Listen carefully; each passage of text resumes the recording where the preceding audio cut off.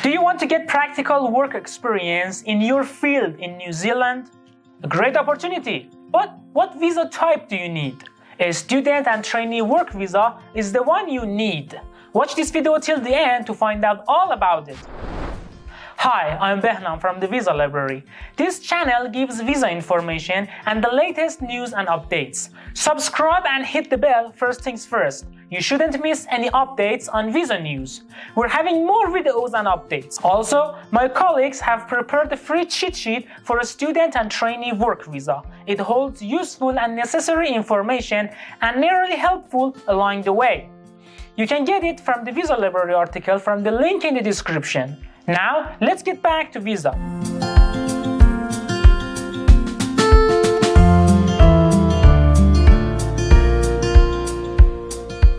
You need a student and trainee work visa to get practical work experience as part of your study program in New Zealand. You'll also need this visa if you want to work in these fields. 1. Formal religious training.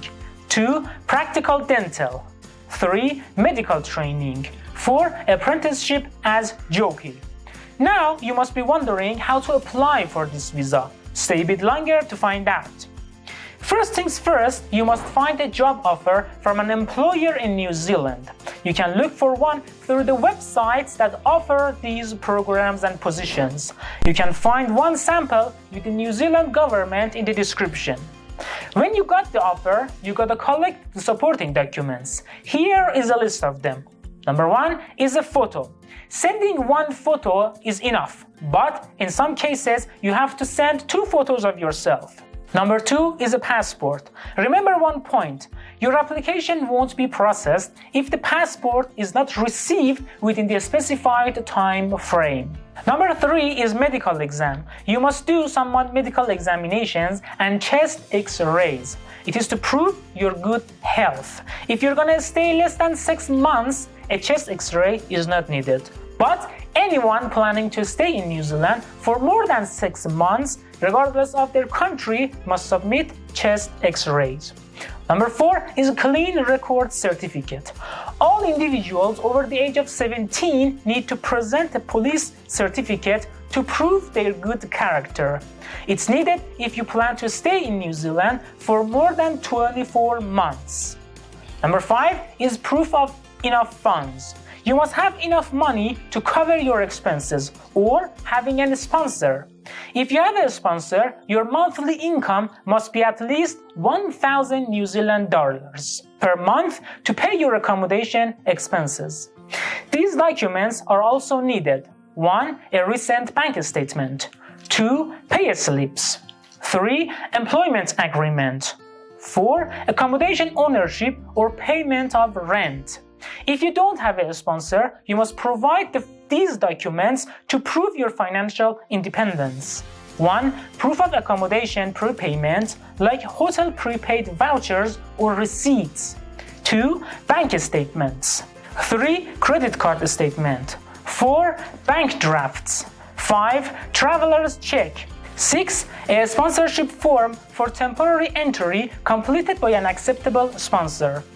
Number 6 is an application form. You can get it from the link in the description.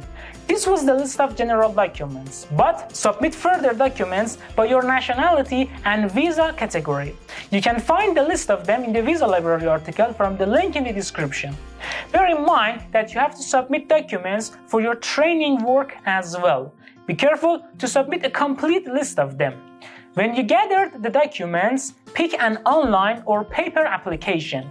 If online, you must create a private account on the New Zealand immigration website and submit your documents through it. The link is in the description again. Remember that you must scan your documents and convert them to PDF format to submit online. There's also a fee for visa processing. You have to pay it through a credit card. So, prepare yours and pay the fee online. It's up to your nationality and category, but it's about $735 for the application and $170 for the passport fee for each applicant. You can follow up the status of your application through your online account. If you decide to submit your visa application by paper submission, you must submit your documents to the nearest visa application center or New Zealand embassy in your home country.